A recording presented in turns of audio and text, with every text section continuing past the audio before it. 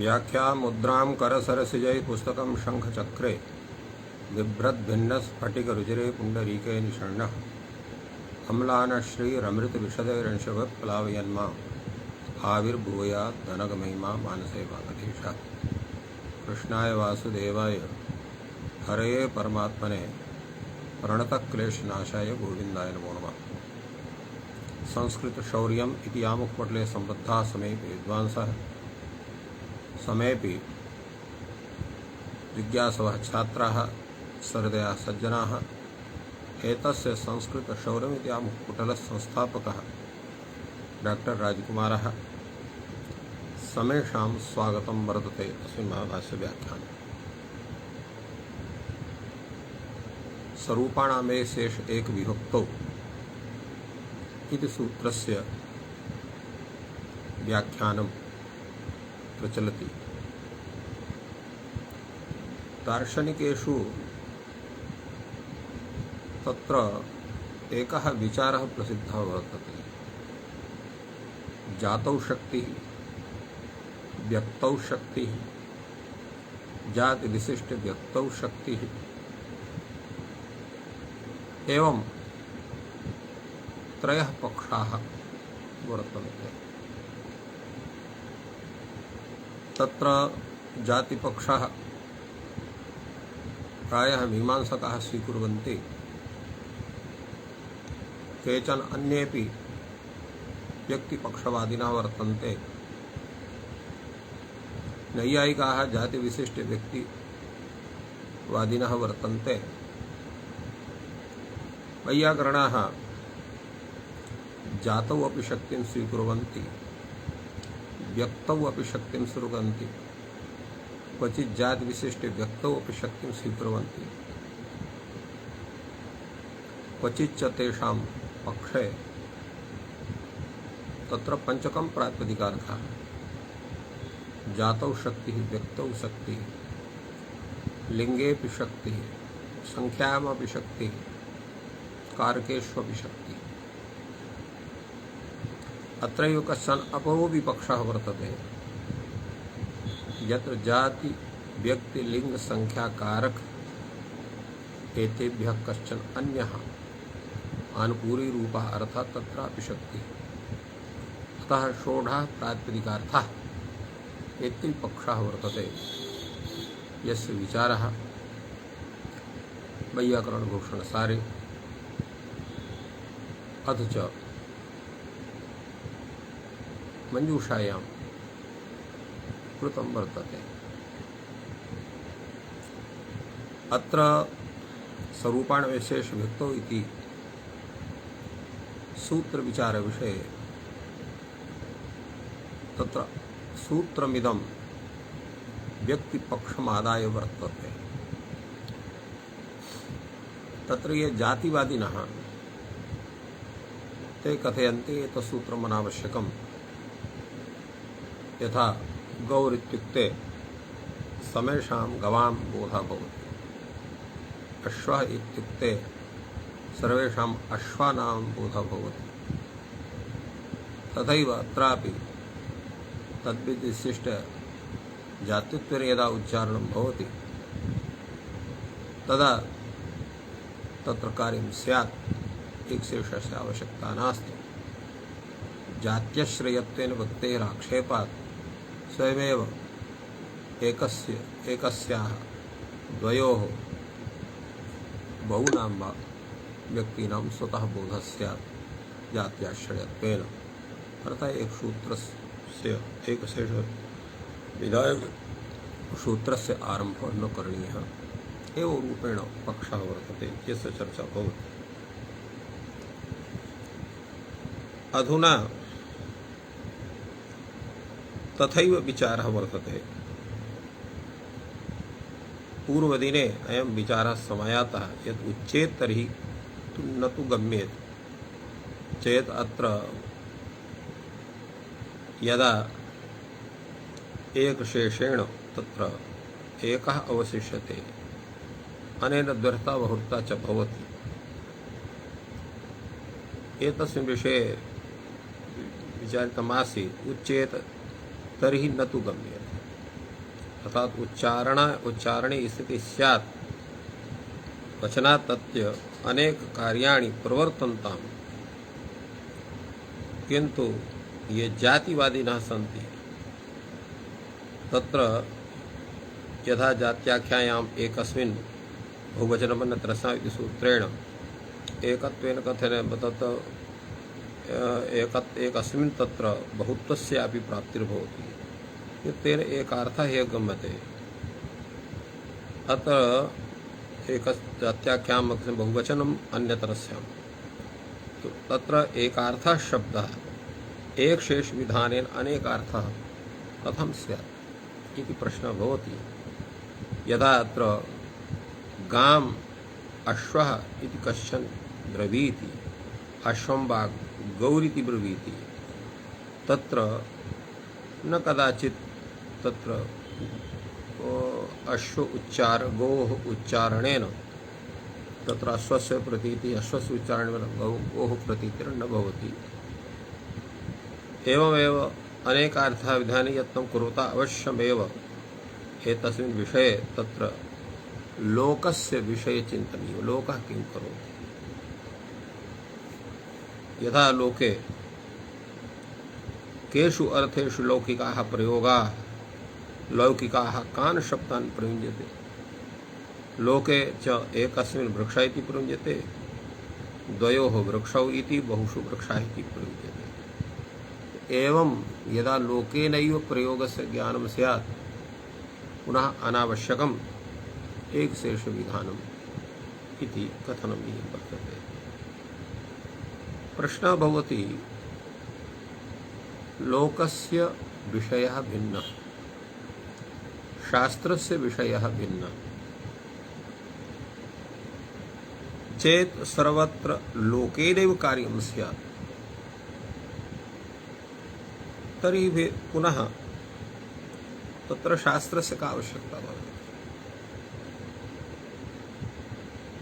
लोकः अवश्यं शब्देषु प्रमाणं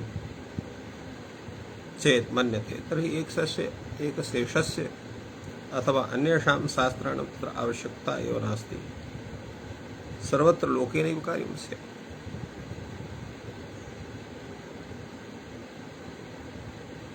अथ च यदा लोकेनैव सर्वं भवति, तर्हि शास्त्रेण अत्र लोपः आरभ्यते, संयोगान्तस्य लोपः। एवमेव तत्र प्रत्ययस्य लोपः भवति, हलन्याव दीर्घास्तस्कृतं हल। एवं भूतानि यानि सूत्राणि लोपविधायकानि सन्ति, तेषां का आवश्यकता? लोके यस्य प्रयोगः न दृश्यते तैव रीत्या कार्यं करणीयं स्यात्। लोपः नाम अनुच्चारणम्। तर्हि यत्र अनुच्चारणं तत्र तेनैव कार्यं स्यात्, शास्त्रस्य का आवश्यकता इति तत्र एकशेषवादिनः अत्र आक्षेपः भवति।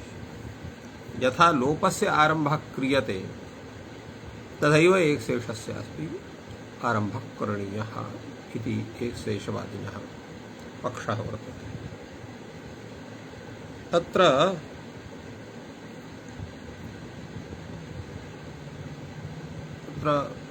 एकशेष प्रत्याख्यानवादी कथयति, प्रत्ययलक्षणम् आचार्यः प्रार्थयमानः लोपम् आरभते एकशेषारम्भे, पुनः अस्य न किंचित् प्रयोजनमस्ति।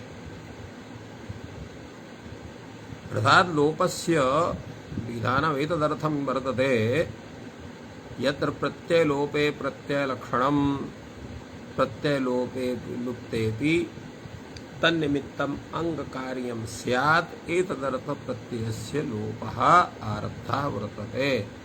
किन्तु एकशेषस्य विषये पुनः किंचित् अन्यत् प्रयोजनं शास्त्रकारैः नोक्तम्, अतः एकशेषस्य आवश्यकता नास्ति। लोकेनैव यत्र एकत्वविवक्षाम् एकवचनस्य प्रयोगः द्वित्वविवक्षाम् द्विवचनस्य प्रयोगः बहुत्वविवक्षाम् बहुवचनस्य प्रयोगः लोकानुसारेण स्यात्। न किमपि शास्त्रस्य प्रयोजनं वर्तते। तदा प्रश्नः भवति, ननु चोक्तं प्रत्यर्थं शब्दनिवेशात् एकेन अनेकस्य अभिधानं न प्राप्नोति। अर्थात् प्रत्येकम् अर्थस्य बोधनाय तत्र भिन्ना भिन्ना शब्दः प्रयुज्यते।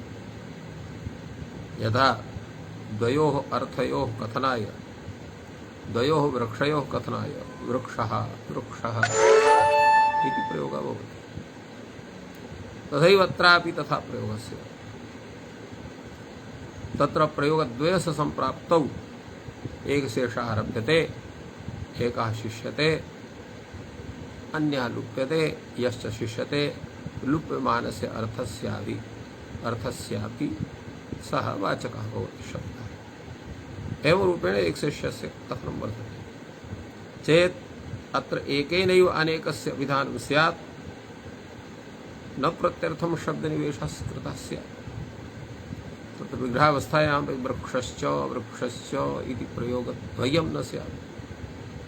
बहुत्वविवक्षायां वृक्षः वृक्षः वृक्षः इति प्रयोगत्रयं न स्यात्। तो प्रत्यर्थं शब्दनिवेशः इति अयं पक्षः तत्र सर्वमान्यो वर्तते। फलतः अत्र अनेकेषां प्रयोगाणां सम्प्राप्तौ एकः अवशिष्यते, अन्ये लुप्यन्ते, यस्य शिष्यते स लुप्तानर्थाभिधा इति कृत्वा एकेन बहुवर्थाभिधानं भवति एकशेषारम्भात् इति विषये वदति प्रत्याख्यानवादी। प्रत्यर्थं शब्दनिवेशात् न एकेन अनेकस्य अभिधानात् अप्रत्यर्थम् इति चेत् तदपि प्रत्यर्थमेव इति वार्तिकम्। किं तात्पर्यम् एतस्य वार्तिकस्य? भाष्यकारः व्याख्याति वार्तिकमिदं।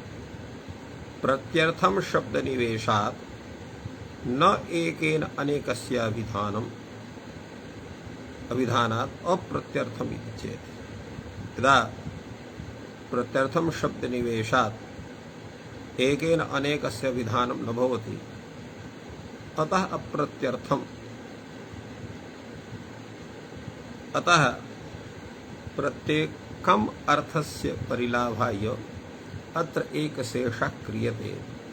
एकशेषविधानेन प्रत्यर्थं शब्दनिवेशस्य आवश्यकता न भवति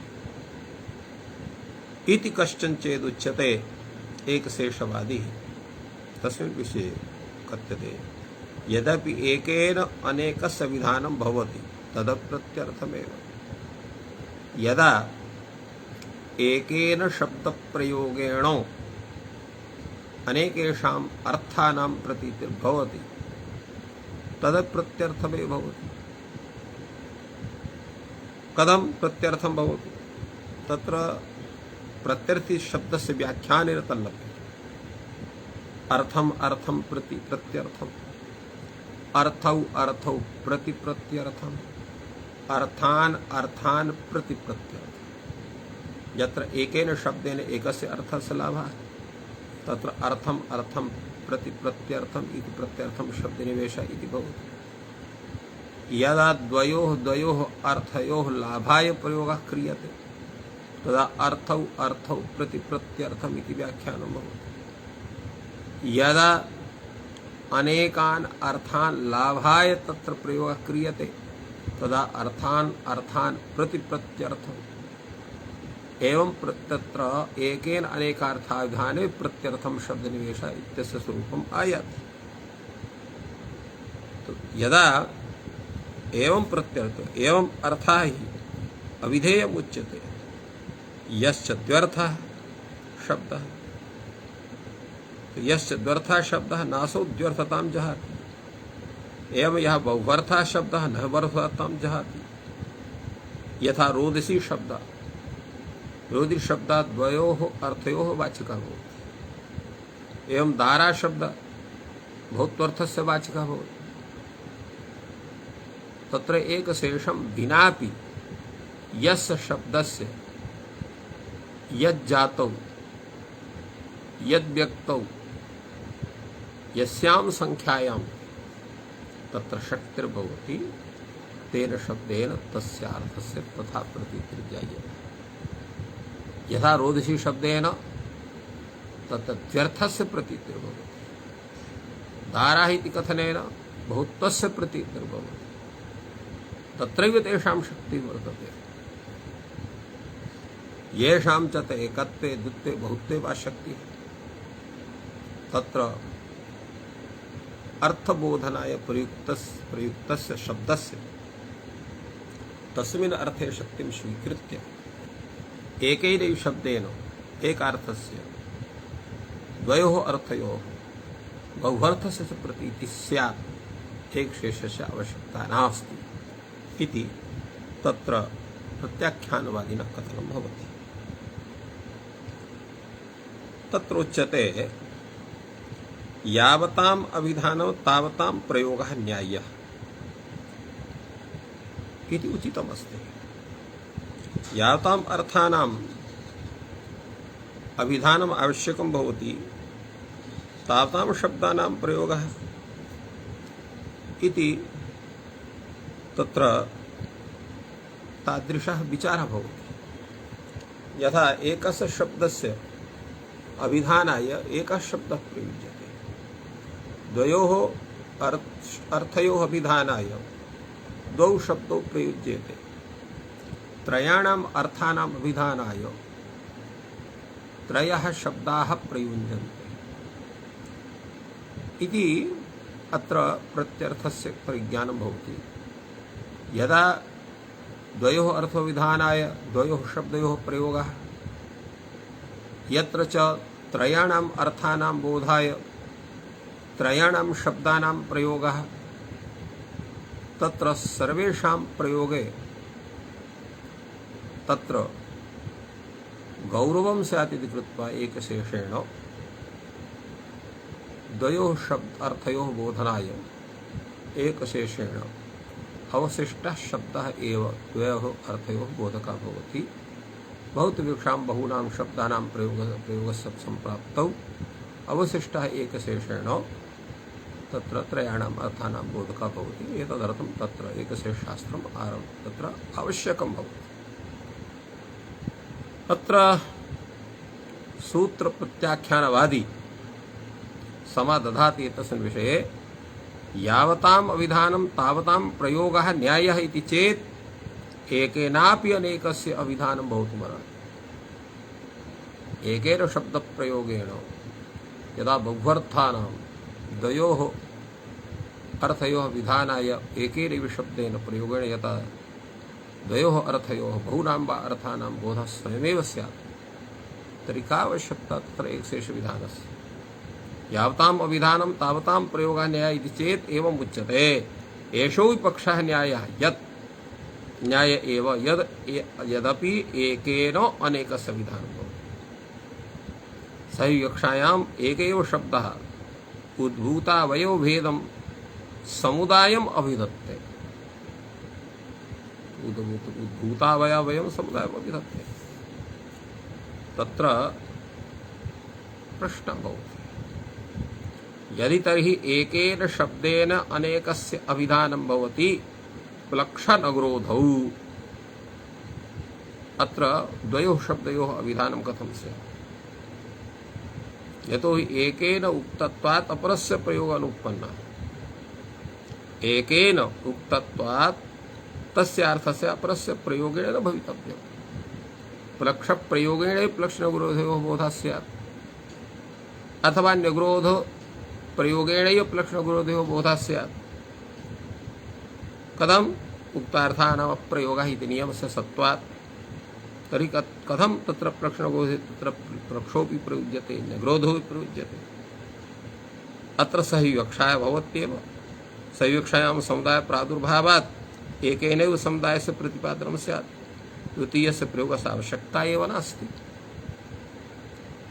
इति विषये अत्र प्रत्याख्यानवादी कथयति एकेन उक्तत्वात् अपरस्य प्रयोगो अनुपपन्न इति चेत् अनुक्तत्वात् लक्ष्येण नग्रोधस्य निर्गोध प्रयोगः। अर्थात तत्र एकेन लक्ष्य इति कथनेन उक्तत्वात् अपरस्य प्रयोगः अनुपन्न इति यत् भवतां कथनं तन्न उचितं वर्तते। कथं तत्र लक्ष्येण निर्गोधस्य अर्थस्य कथनं न भवति। अतः निर्गोधस्य अर्थस्य कथनाय निर्गोधशब्दस्य प्रयोगः भवति। कथं न भवति? कारणं तत्र एकेन लक्ष्यप्रयोगेण निर्गोधस्य अर्थस्य अनुक्तत्वात् यत् प्रयोगः अनुपन्न तस्य कारणम् इत्थं वर्तते यत् प्लक्ष शब्दः स्वकीयस्य अर्थस्य बोधकः भवति, न्यग्रोध शब्दः अपि स्वकीयस्य अर्थस्य बोधकः भवति। प्लक्ष शब्दः यथा स्वस्य बोधकः तथा न्यग्रोधस्य बोधकः न भवति। एवं न्यग्रोध शब्दः यथा स्वस्य बोधकः भवति तथा प्लक्षस्य बोधकः न भवति। इति कृत्वा अत्र उभयोः शब्दयोः प्रयोगः आवश्यकः भवति। एतदर्थम् अत्र उभयोः शब्दयोः प्रयोगः भवति। कथं तत्र न भवति? अत्र तु भवता एव उक्तं यत् एकेनैव अनेकार्थस्य उपस्थितेः सत्त्वात् एकशेषः अनावश्यकः। तर्हि प्लक्षणबोध विषये तत्र भिन्नः विचारः कथं भवति भवताम् इति प्रश्नः। एतस्मिन् विषये समाददाति प्रत्याख्यानवादी स्वरूपाणाम् एकेनापि अनेकस्य विधानं भवति न हि विरूपाणाम्। स्वरूपाणाम् एकशेषो युक्तो इति एकशेषेऽपि तत्र स्वरूपाणामेव एकेन एकस्य अनेकस्य विधानं भवति, विरूपाणां न भवति। तथैव अत्र प्लक्षणग्रोधौ अत्र उभौ तत्र भिन्नरूपिणौ वर्तेते। अतः एकस्य प्रयोगेण अन्यस्य बोधः न भवितुमिति कृत्वा अत्र उभयोः प्रयोगः भवति इति कथनम्। अत्र आक्षेपः भवति एवं न, तत्र विरूपाणामपि एकशेषः भवति। किं पुनः कारणं स्वरूपाणाम् एकेन अनेकस्य विधानं भवति न पुनर्विरूपाणाम् इति कथनं भवता उचितं नास्ति। स्वरूपाणाम् एव तत्र एकेन अनेकस्य विधानं भवति, विरूपाणां न भवति। अविधानं तु स्वाभाविकम्, अविधानं स्वाभाविकं भवति। उच्चरितः शब्दः प्रत्यायको भवति इति नियमः। यतो हि नहि एवं भूतः कश्चन शब्दः यत् कमपि अर्थं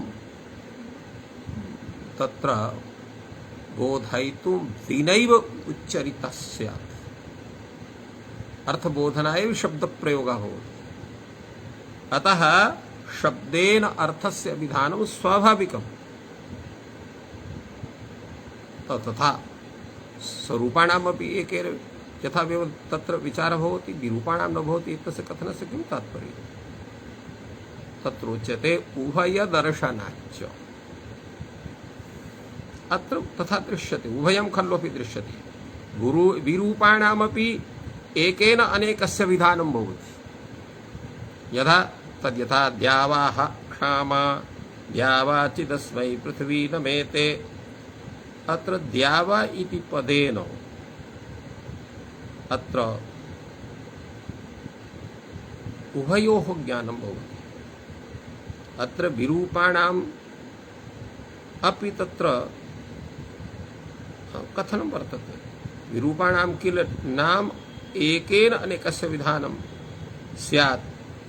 किं स्वरूपाणां? यदा विरूपाणां तत्र एकेन अनेकस्य विधानं भवति तर्हि का कथा स्वरूपाणाम्? अर्थात् स्वरूपाणां तु एकेन अनेकस्य विधानं भवत्येव। अतएव तत्र तथा शास्त्रकारेण तथा शास्त्रं प्रयुक्तं।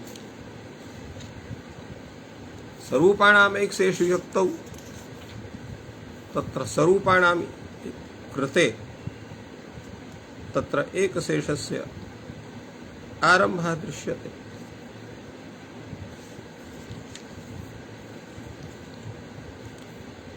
एवमेव तत्र विरूपाणामपि विरूपाणामपि समानार्थानां तत्र विधायकं वाक्यं वर्तते यत् समानार्थानां विरूपाणामपि तत्र एकशेषः भवति। अतः एवं नास्ति। फलतः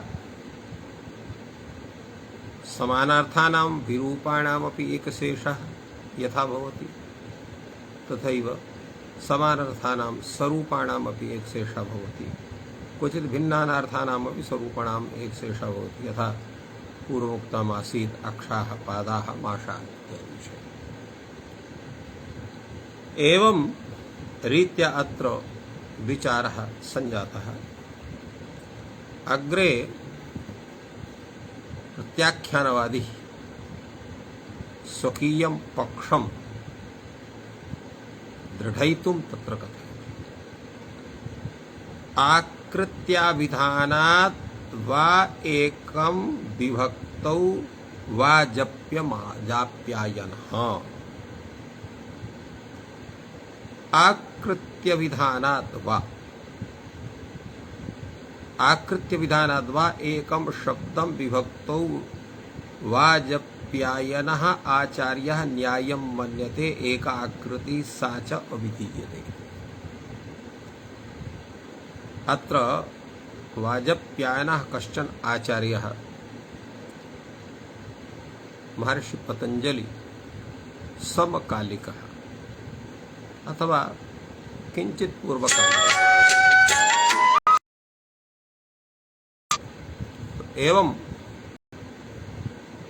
अत्र विचारः प्रवर्तते यद् वाजाप्यायनः आचार्यः कथयति तत्र एकं शब्दं विभक्तौ तत्र न्यायं मन्यते। अर्थात् तत्र एकः एव शब्दः प्रयुज्यते। एका आकृतिः सा च अभिधीयते। तेन समेषां बोधः भवति इति विचारः। कथं पुनर्ज्ञायते एका आकृतिः सा चाभिधीयते। अत्र पक्षः एवं भूतः वर्तते। तत्र एकः द्रव्यपदार्थवाची अपरः जातिपदार्थवाची। तो द्रव्याभिधानपक्षेपि तत्र एकशेषस्य प्रत्याख्यानं भवितुमर्हति। अनेकार्थप्रक्रमे अनेकार्थः एकः शब्दः प्रयुज्यते इत्यादिना तत्र व्यक्तिपक्षेपि तत्र एकशेषस्य तत्र खण्डनं भवति। अत्र यदि यच्चेदुच्यते अत्र पूर्वं द्वन्द्वः भवति अनन्तरम् एकशेषः, तदपि न। द्वन्द्वसमस्तस्य तादृशस्य समानरूपशब्दस्य ये समानरूपशब्दानां तादृशः प्रयोगः क्वचित् न विद्यते। प्रयोगः एव तत्र प्रमाणं भवति तस्य शब्दस्य अन्वाख्यानविषये। अतः तत्र द्वन्द्वः न भवति इति ज्ञाप्यते। तो समानरूपाणाम् अनेकार्थानां तत्र एकशेषः भवति इति कथनस्य आवश्यकता एव नास्ति। तत्र द्वन्द्वापि न भवति। कथम्? अनभिधानात् इति व्यक्तिपक्षेपि एकशेषानारम्भणीयः। तस्मिन् विषये विचारः सञ्जातः। अधुना जातिपक्षमादायापि एकशेषस्य खण्डनं कर्तुं शक्यते। जातिशब्दार्थः तस्याः एकत्वात् अनेक शब्दप्रयोगप्रसङ्गः एव नास्ति। अविशेषेण तत्र एकेन शब्देन प्रयोगेणैव अनेकेषाम् अर्थानां सम्प्राप्तिः भवितुमर्हति इति विचारः। अत्र प्रश्नः भवति कथं पुनर्ज्ञायते एकाकृतिः सा चाभिधीयते इति।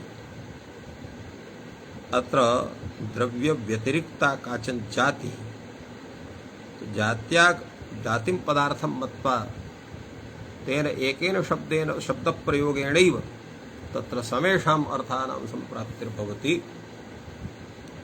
अतः तस्मिन् पक्षेऽपि तत्र एकशेषस्य आवश्यकता नास्ति। कथं तत्र जातिपक्षः स्वीक्रियते? नहि गौरित्युक्ते विशेषः प्रख्यायते शुक्ला नीला कपिला कपोतिका इति। प्रख्या विशेषा, प्रख्या नाम बुद्धिः, तस्य अविशेषात् एकरूपत्वात् तद्विशेष्यापि तत्र एकत्वं प्रतीयते।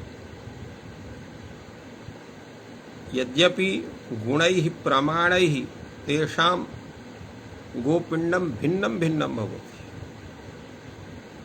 तो गुणप्रमाणादि भिन्नेष्वपि गोपिण्डेषु गौः गौः इत्येकाकार प्रतीतिः अवश्यमेव भवति। अतः एकेन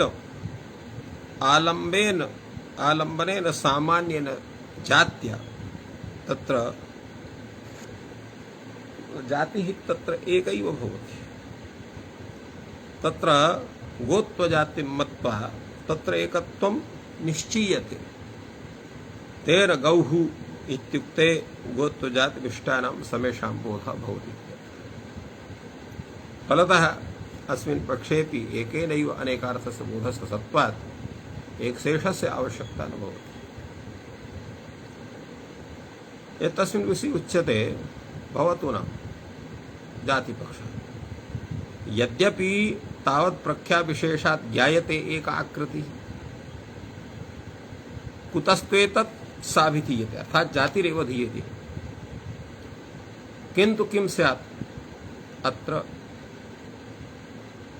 यतोहि यदा सामान्यम् एकं तस्य तु वाहदोहादि तत्र अर्थक्रियायाः तत्र अयोग्यता भवति।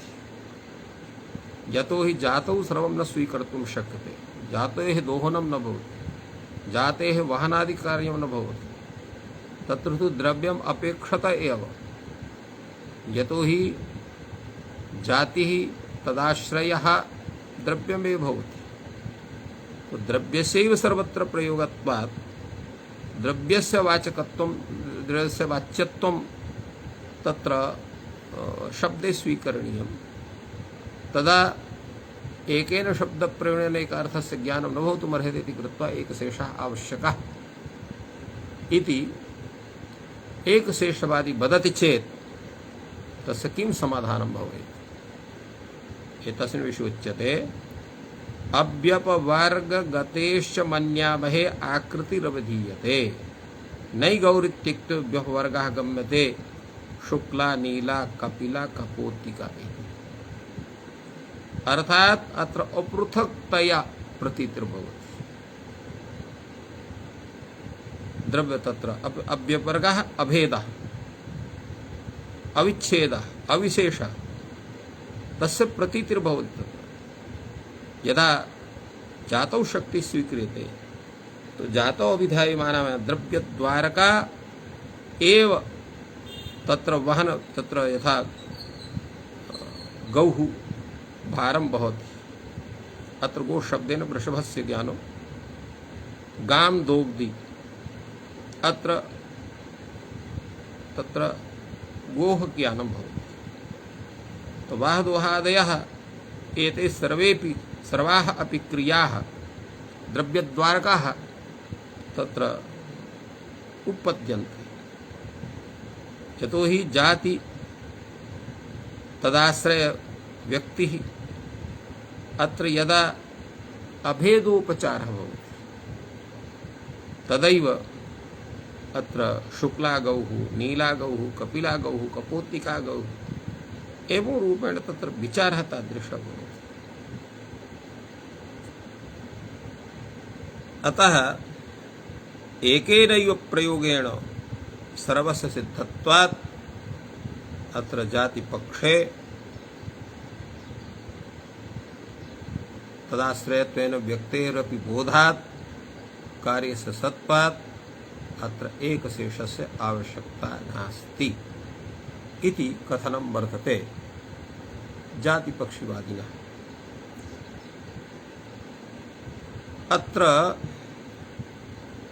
अग्रे तत्र विचारः भवति ज्ञायते च एकोपदिष्टम्, ज्ञायते खल्वपि एकोपदिष्टम्, गौरस्य कदाचित् उपदिष्टो भवति स तम् अन्यस्मिन् देशे अन्यस्मिन् काले अन्यस्यां वयोवस्थायां दृष्ट्वा जानाति अयं गौरः। अर्थात तथा ज्ञानमपि क्रियते। यदा कश्चन जनः गोत्वजाति विशिष्टं गां जानाति, सः यदा गां अन्यस्मिन् देशे पश्यति, कस्मिंश्चित् अन्ये काले पश्यति, तत्र भिन्न भिन्न वयोवस्थायां पश्यति, तदा सर्वासु अवस्थासु गां दृष्ट्वा जानाति अयं गौरेव। बालामपि गां दृष्ट्वा गौरेव जानाति, युवतीं गां दृष्ट्वैव तत्र गां जानाति, वृद्धां गां दृष्ट्वापि गामेव जानाति। यां गां प्रातः काले दृष्टवान् सायंकाले पुनः पश्यति तदापि जानाति अयं गौः इयं गौरवा। फलतः एकस्मिन् उपदिष्टं गौरयं तत्र सर्वेषु कालेषु सर्वासु अवस्थासु तत्र भूत्वेन जानाति। कथं जानाति, कः पुनः विशेष अस्य विशेषः, तदा उच्यते प्रख्याविशेषात् इत्यतः। तादृशी बुद्धिविशेषात् तादृशं तस्य ज्ञानं भवति। तत्र गौरविषये तादृशी तस्य बुद्धिर्भवति, तस्यैव उपोद्बलकम् एतन् प्रख्याविशेषात् ज्ञायते चेकोपदिष्टम्। तत् प्रत्याग्विशेष तस्य उद्बोधबलकं तस्य तत्र समाधानं तथा भवति। उद्बलकम् इत्यस्य किं तात्पर्यम्? उद्गतं बलं प्रत्यक्षं तत्पूर्वकत्वात् अनुमानस्य उद्बलं समीपम् अनुमानं तं दृष्ट्वा तथा अनुमानं भवति। प्रख्याविशेषात् प्रत्यक्षं जात्यालपनं प्रमाणोपन्यस्तं, प्रत्यक्ष प्रमाणेन जानाति।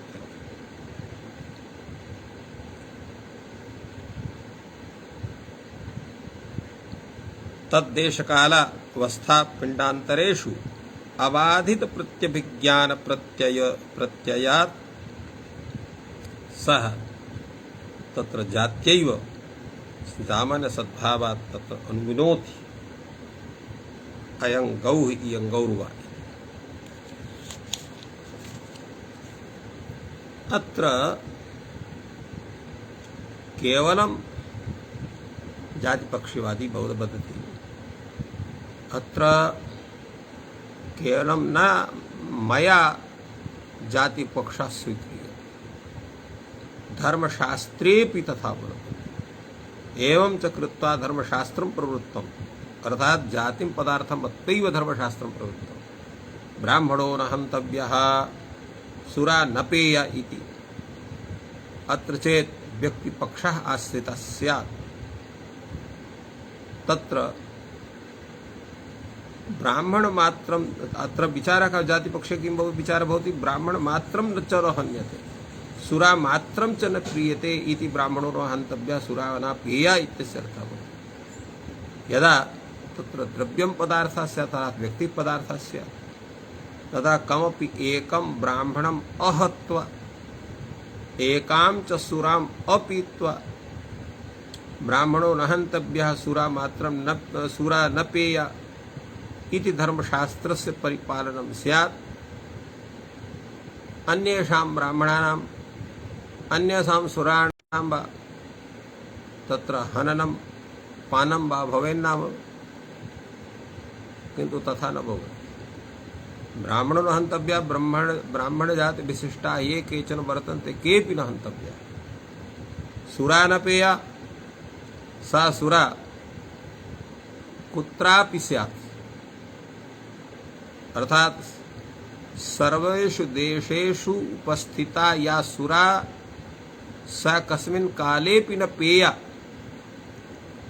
तदर्थं कश्चन तत्र प्रक्रिया विशेषस्य आश्रयेण न कुर्यात् यदा केचन एवमपि सुरापायिन वर्तन्ते यत्र अयं देवः सुरां पिबति तत्प्रसादेत्वेन वयं पिबामः इत्यपि कथनं नोचितं यतोहि सः देवः सुरां पिबति इति प्रत्यक्षं न कश्चन दृष्टवान् पिबति वा चेत् तत्र प्रसादरूपेण गहनं किञ्चित् तत्र नाममात्रतया प्रसादग्रहणं भवति तत्र षेटकादिपर्यन्तं तत्र तस्य ग्रहणं न भवति इत्यपि धर्मशास्त्रेषु तन्त्रशास्त्रेषु वा धर्मशास्त्रेषु तन्त्रशास्त्रविषये तन्त्रेण यत्र पूजा भवति तदा तथा आश्रयणं जायते किन्तु तत्रापि तत्र प्रभूतमात्रायाः सुरायाः पानं तत्र विहितं न भवति इति तत्र शास्त्रे द्रष्टव्यम् एतस्मिन् विषये। अत्र भाष्यकारः कथयति अतः अत्र विषये जातिपक्ष एव आश्रयणीयः धर्मशास्त्रेऽपि तथा विचारः भवति तन्त्रशास्त्रादिविषयेऽपि तथा विचारः भवति। तत्र प्रश्नः भवति किं पुनरत्र विशेषः अत्र किं विधेयम् अव्यपवर्गगतेश्च इत्यत्र अव्यपवर्गगतेः इति यत् कथनं वर्तते यतोहि अत्र अभेदस्य तत्र सत्त्वात् जातौ व्यक्तौ वा शक्ति स्वीकार्य तत्र किं करणीयम् उच्यते तस्यैवोद्बलकमेतत् अव्यवर्गतेश्च धर्मशास्त्रं च तथा तो तज्जातिपक्षस्यैव उवोद्बलकम् एतस्य तत्र पार्थक्यतया विशेषरूपेण प्रतिपादनं वर्तते अव्यवर्गतेश्च इति कथनस्य धर्मशास्त्रं च तथा इति कथनस्य।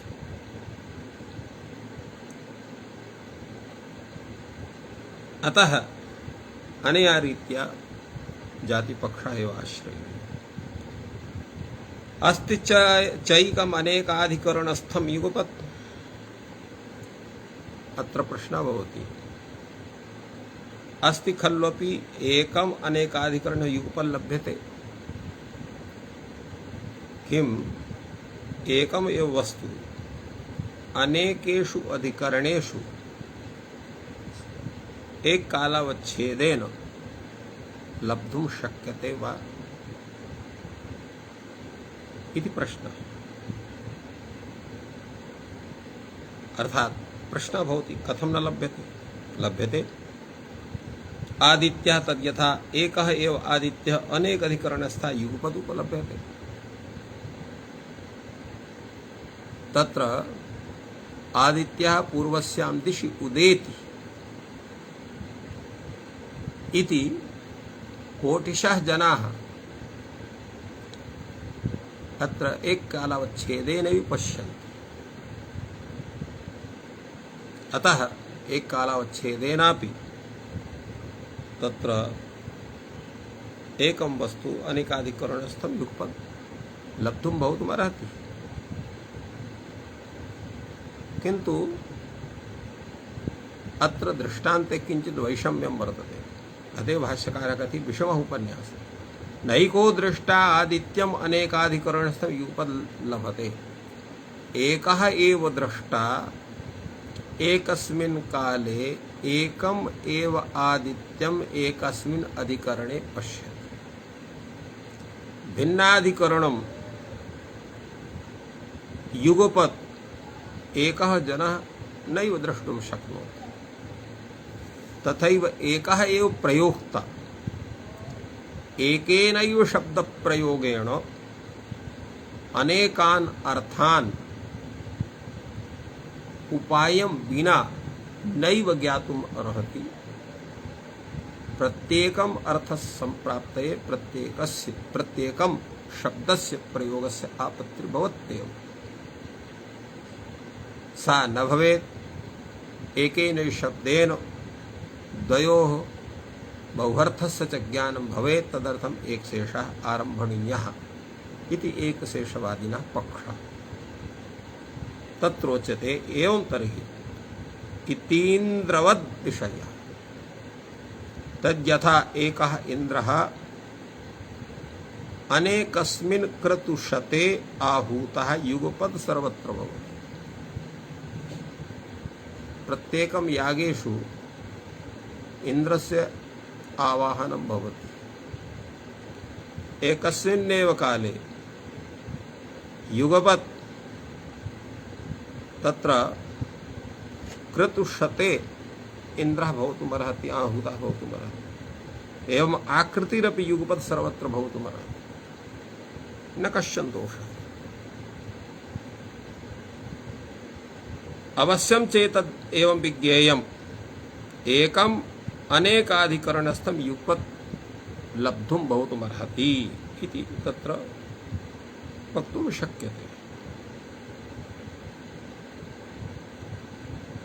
अत्र विषये उच्यते न एकम् अनेकाधिकरणस्थं युगपत् इति चेत् तथैकदेशे यो हि मन्यते न एकम् अनेकाधिकरणस्थं युगपत् लभ्यते इति एक शेषे तस्य दोषः स्यात्। एक शेषेपि नैकः वृक्ष शब्दः अनेकम् अर्थं युगपत् अभिदधीत। अर्थात यह एक शेषवादी सोपि एकम शब्दम अनेकाधिकरणस्थम युगपत् स्वीकरोति। अतएव एकेन शब्द प्रयोगेण एक शेषे सति सः शब्दः सकृदुच्चरितः अनेकान् अर्थान् अभिदधाति। तर्हि इत्थं न स्वीक्रियते चेत् तर्हि एक शेषेपि एकः वृक्षशब्दः अनेकम् अर्थं युगपत् नैव अभिधातुं शक्नोति इति विचारस्य। अतः इत्थं तु स्वीकरणीयमेव यत् एकः एव एक शब्दः अनेक अधिकरणस्थः युगपत् तत्र एकः एव शब्दः अनेकाधिकरणस्थं वस्तु विशेषं युगपत् लब्धुम् अर्हति। फलतः अत्र जातिपक्षः सर्वैरपि अवश्यमेव स्वीकरणीय। अवश्यं चैतदे विज्ञेयम् आकृतिः अविधीयते। आकृतिपक्षः हि तस्मिन् विषये स्वीकरणीयः सर्वैरपि इति तत्र पक्षः भवति। अत्रोच्यते द्रव्याभिधाने हि आकृत्य संप्रत्ययः तत्र असर्वद्रव्यगतिः। ये तत्र व्यक्तिवादिनः सन्ति तत्पक्षतः अयं विचारः भवति। सम्प्रतं द्रव्याभिधाने सति आकृतेः असंप्रत्ययस्य यदा आकृतौ अर्थात् जातौ शक्तिः तो यदा द्रव्यस्य अभिधानं कथनीयं भवति, अभिधानं भवति, तदा तस्मिन् समये आकृतेः ज्ञानं न स्यात्। उच्यते तत्र को दोषः? न भवतु आकृतेः तत्र संप्रत्ययः। तत्रोच्यते तत्र असर्वद्रव्यगतिः स्यात्। तत्र असर्वद्रव्यगतिः प्राप्नोति। अर्थात तत्र सर्वव्यवहाराणाम् अत्र अप्रवृत्तिः स्यात्। उच्यते असर्वद्रव्यगतौ कः दोषः भवति?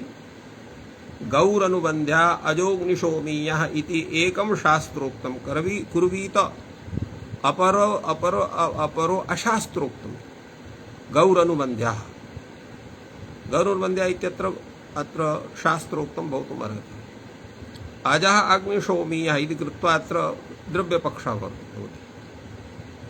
अत्र अपरम् अशास्त्रोक्तं भवति अपरः, तर्हि तत्र द्रव्यं तस्य ज्ञानं कथं स्यात्? अशास्त्रोक्ते च क्रियमाणे विगुणं कर्म भवति। ये शास्त्रोक्तपक्षः जातिपक्षः, व्यक्तिपक्षः अशास्त्रोक्तः, अपरः यः जातिपक्षः व्यक्तिपक्षः सः तत्र अशास्त्रोक्तं स्यात्। अशास्त्रोक्ते क्रियमाणे विगुणं कर्म भवति, अर्थात् तेन करणेन तत्र अपूर्वस्य प्राप्तिः न भवति। विगुणे च कर्मणि फलानवाप्तिः। विगुणे अर्थात अशास्त्रोक्ते कार्ये क्रियमाणे सति तत्र यत् अपूर्वं फलं वर्तते यागादिकस्य तस्य संप्राप्तिर्न स्यात्। विगुणे च कर्मणि फल अनववाप्तिः, अर्थात फलं किं भवति यागस्य? अपूर्वं पुण्यं, तस्य अनवाप्तिः, तस्य प्राप्तिर्न भवेत्। अतः व्यक्तौ अपि शक्ति स्वीकरणीया। तदा उच्यते ननु च यस्यापि आकृतिः पदार्थः तस्यापि यद्यनवयवेन चोद्यते न चानुबध्यते। विगुणं कर्म भवति, विगुणे च कर्मणि फलानुवाप्ति एका आकृतिरीति च प्रतिज्ञा हीयेत। यच्चास्य पक्षस्य उपादाने प्रयोजनम् एक शेषो न वक्तव्या सह इदानीं वक्तव्यो भवति। यदा आकृतिरेव पदार्थः तस्यापि यद अनवयवत्वेन उच्यते तत्र तस्य तत्र अनुबन्धनं न भवितुमर्हति। तत्रापि तत्र कर्म विगुणं भवति। विगुणे च कर्मणि तत्र फलस्य अर्थात अपूर्वरूपस्य फलस्य प्राप्तिर्न स्यात्। अपि च केवलम् एका आकृतिरेव पदार्थः इति तस्य या प्रतिज्ञा तस्य प्रतिज्ञा हानिरपि स्यात्। यच्चास्य पक्षस्य उपादाने प्रयोजनम् यत् जाति पक्षस्य स्वीकार्य तत्र एक शेषः न वक्तव्यः भवति इति यः पक्षः स च इदानीं व्यक्तिपक्षे तस्य एक शेषस्य आवश्यकता भवत्येव। अतः एवं रीत्या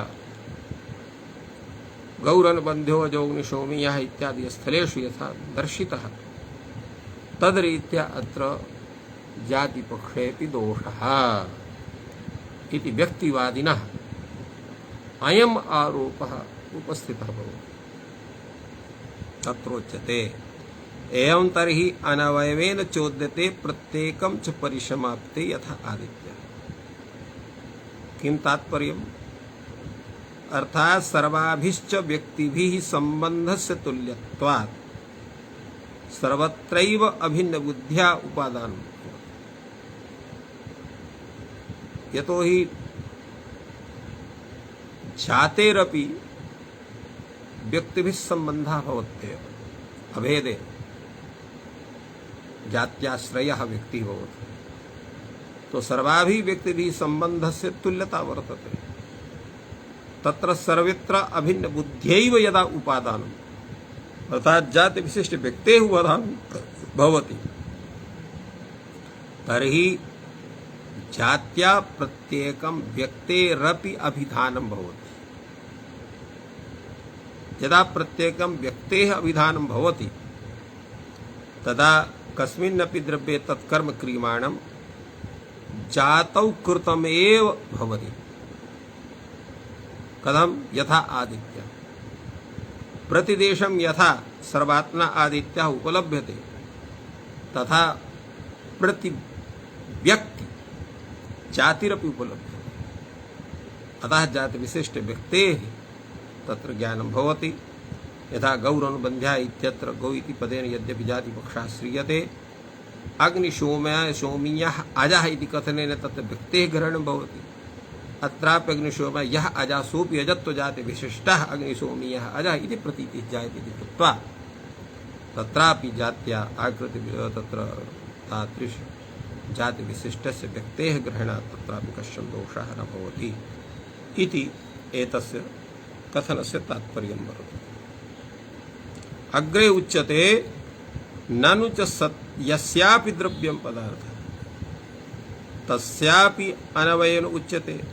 प्रत्येकं च परिसमाप्यते। यदा अयं पक्षः भवति, यः आकृतिपदार्थः तस्यैव कृते तत्र अनवयवेन कथनं वर्तते, प्रत्येकं च परिसमाप्यते। यस्य जातिः पदार्थः तस्य मतेऽपि अनवयत्वेन कथनं भवति, प्रत्येकं च परिसमाप्यते। तदा प्रश्नः भवति, एकशेषस्त्वया वक्तव्यः, एकशेषस्त्वया तत्र व्यक्तिवादिनः स्वीकरणीयः। तदा व्यक्तिवादी कथयति, त्वयापि तर्हि द्विवचन बहुवचनानि साध्यानि।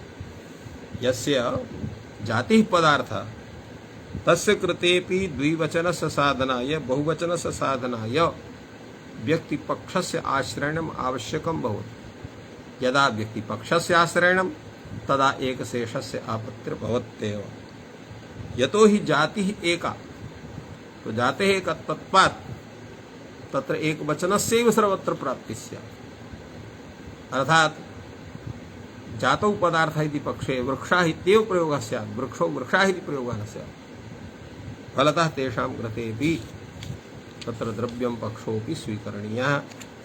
एवं रीत्या अत्र भूयान् विचारः वर्तते, अग्रे विचारः भवेत्। अधुना यतो हि विचारः तत्र अर्धः भवेत् इति कृत्वा अग्रे नोच्यते, अत्र विरम्यते। सर्वेभ्यो नमः। जयतु भारतं, जयतु संस्कृतम्।